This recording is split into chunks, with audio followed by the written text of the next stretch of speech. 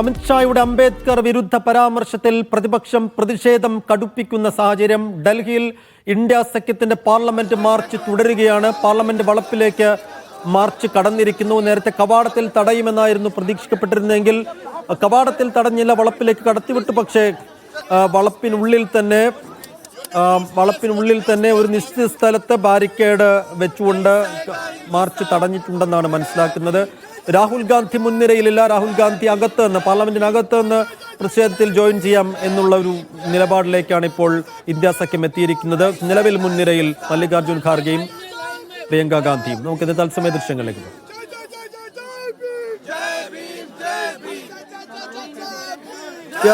അരവിന്ദ്, ഇപ്പോൾ എന്താണ് ആ മാർച്ചിന്റെ സ്ഥിതി? എവിടം വരെ എത്തിയിട്ടുണ്ട്? പോലീസിന്റെ നീക്കം എങ്ങനെയാണ്?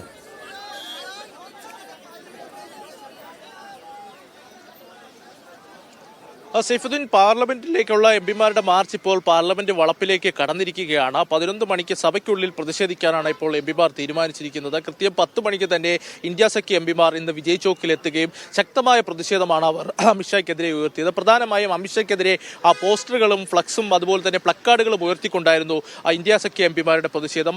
ആ പോസ്റ്ററുകളിൽ ചൂണ്ടിക്കാണിച്ചത് അമിത്ഷാ രാജ്യത്തോട് മാപ്പ് പറഞ്ഞുകൊണ്ട് രാജിവെച്ച് പുറത്തു പോകണം.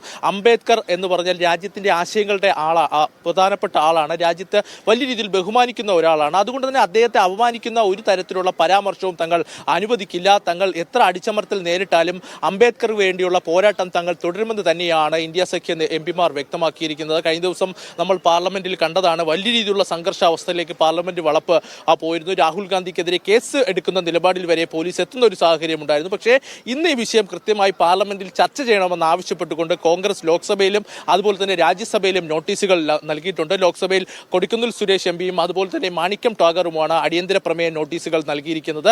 അതേസമയം രാജ്യസഭയിലും ചട്ടം 267 പ്രകാരം ഈ വിഷയം ചർച്ച ചെയ്യണമെന്ന് ആവശ്യപ്പെട്ടുകൊണ്ട് കോൺഗ്രസ് നോട്ടീസ് നൽകിയിട്ടുണ്ട്. പക്ഷേ ഇതിനെ പ്രതിരോധിക്കാൻ BJPയും ചില നീക്കങ്ങൾ നടത്തുന്നുണ്ട്. രാഹുൽ ഗാന്ധിക്കെതിരെ അവകാശ ലംഘന നോട്ടീസാണ് BJP നൽകിയിരിക്കുന്നത്. BJP എംപിയായ നിഷികാന്ത് ദൂബെയാണ് അവകാശ ലംഘന നോട്ടീസ് നൽകിയിരിക്കുന്നത്. രാഹുൽ ഗാന്ധിയും അതുപോലെ തന്നെ കോൺഗ്രസ് നേതാക്കളും ഇത്തരത്തിൽ അമിത്ഷായുടെ പ്രസംഗത്തെയും അതുപോലെ തന്നെ ഇതിനെയും സമൂഹ മാധ്യമങ്ങളിലൂടെ അത് വളച്ചൊടിക്കുന്ന തരത്തിൽ അല്ലെങ്കിൽ മറ്റൊരു രീതിയിൽ പ്രചരിപ്പിക്കുന്നുവെന്നാണ് നിഷികാന്ത് ദൂബെ ആരോപിക്കുന്നത്. ഇത് കൃത്യമായി ചർച്ച ചെയ്ത് രാഹുൽ ഗാന്ധിക്കെതിരെ നടപടിയെടുക്കണമെന്നും BJP ആവശ്യപ്പെടുന്നുണ്ട്. പക്ഷേ തങ്ങൾക്കെതിരെയുള്ള കേസ് നമുക്കറിയാം, കഴിഞ്ഞ ദിവസം രാഹുലിനെതിരെ പാർലമെന്റ് സ്ട്രീറ്റിൽ പോലീസ് കേസെടുത്തിരുന്നു. അപ്പോൾ അതിൽ കോൺഗ്രസിന്റെ പ്രതികരണം എന്ന് പറയുന്നത് രാഹുൽ ഗാന്ധിക്കെതിരെ BJP നിരന്തരമായി കേസുകൾ നൽകുന്നു, കേസുകൾ എടുക്കുന്നു. ഏകദേശം 26ഓളം കേസുകളാണ് വിവിധ BJP നേതാക്കൾ രാഹുൽ ഗാന്ധിക്കെതിരെ നൽകിയതും അതുമായി ബന്ധപ്പെട്ട് കേസുകളുള്ളതും. അതിലൊരു കേസ് കൂടെ വന്നതുകൊണ്ട് രാഹുൽ ഗാന്ധിക്ക് ഒന്നും തന്നെ സംഭവിക്കാനില്ല. പക്ഷേ അംബേദ്കറുടെ പൈതൃകത്തെ സംരക്ഷിച്ചതിന് രാഹുലിനെതിരെ കേസ് വരികയാണെങ്കിൽ അത് രാഹുലിന്റെ ബഹുമതിയാണ്. തങ്ങൾ ജയിലിൽ പോകാനും തയ്യാറാണെന്നാണ് കോൺഗ്രസ് സംഘടനാകാര്യ ജനറൽ സെക്രട്ടറി KC വേണുഗോപാൽ വ്യക്തമാക്കുന്നത്. പക്ഷേ കോൺഗ്രസ് ഉന്നയിക്കുന്ന ഒരു പ്രധാനപ്പെട്ട ചോദ്യമുണ്ട്. കഴിഞ്ഞ ദിവസം തങ്ങളുടെ വനിതാ എംപിമാർക്കും ശാരീരികമായ ആക്രമണങ്ങൾ നേരിടേണ്ടി വന്നു. പക്ഷേ എന്തുകൊണ്ട് ആ വിഷയത്തിൽ പോലീസ് കേസെടുക്കുന്നില്ല? പക്ഷാപാതപരമായി പോലീസ് എന്തുകൊണ്ട് പെരുമാറുന്നു എന്നാണ് കോൺഗ്രസ് ചോദിക്കുന്നത്. ഈ വിഷയം കൃത്യമായി ഉയർത്തുമെന്നും കോൺഗ്രസ് വ്യക്തമാക്കിയിട്ടുണ്ട്. എന്തായാലും പാർലമെന്റിന്റെ ശൈത്യകാല സമ്മേളനം ഇന്ന് അവസാനിക്കാൻ പോവുകയാണ്. പക്ഷേ സമ്മേളനം അവസാനിച്ചാലും രാജ്യത്തിന്റെ വിവിധ ഇടങ്ങളിൽ അംബേദ്കർക്കെതിരായ അമിത്ഷായുടെ പരാമർശം ഉയർത്തി പ്രതിഷേധം ശക്തമാക്കുമെന്ന് തന്നെ പ്രതിപക്ഷ പാർട്ടികൾ ഒന്നടങ്കം വ്യക്തമാക്കുന്നു. ഇന്ന് കോൺഗ്രസ് ജില്ലാ ആസ്ഥാനങ്ങളിൽ പ്രതിഷേധം സംഘടിപ്പിച്ചിട്ടുണ്ട്.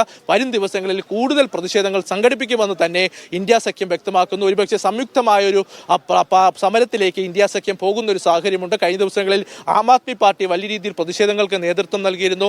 പ്രധാനമായും ആം ആദ്മി പാർട്ടി നേതാവായ അരവിന്ദ് കെജ്രിവാൾ NDA സഖ്യകക്ഷികളായ TDPയോടും JDUവിനോടും ഈ വിഷയത്തിൽ പ്രതികരിക്കണമെന്ന് ആവശ്യപ്പെട്ട് കത്തുകൾ നൽകിയിരുന്നു.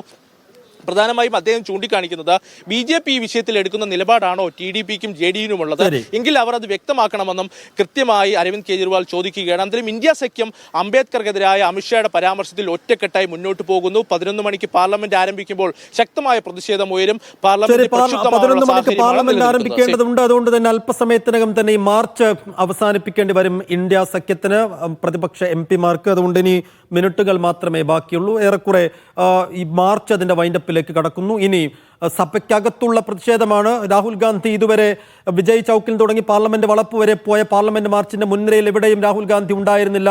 അകത്ത് വെച്ച് ജോയിൻ ചെയ്യാമെന്നാണ് രാഹുൽ ഗാന്ധിയും ഇന്ത്യ സഖ്യവും നേരത്തെ എടുത്ത നിലപാട്. അങ്ങനെയെങ്കിൽ ഇനി സമാനതകളില്ലാത്ത, ഈ പാർലമെന്റ് സമ്മേളനം കണ്ടിട്ടില്ലാത്ത തരത്തിലുള്ള വാഗ്വാദങ്ങൾക്ക്, വാദപ്രതിവാദങ്ങൾക്ക്, ബഹളങ്ങൾക്ക് സാക്ഷിയാകാൻ പോകുന്ന പാർലമെന്റ് ഇരുസഭകളും എന്നുള്ള കാര്യത്തിലും തർക്കമില്ല. എന്ത് സംഭവിക്കുമെന്ന് കാത്തിരുന്നു കാണാം.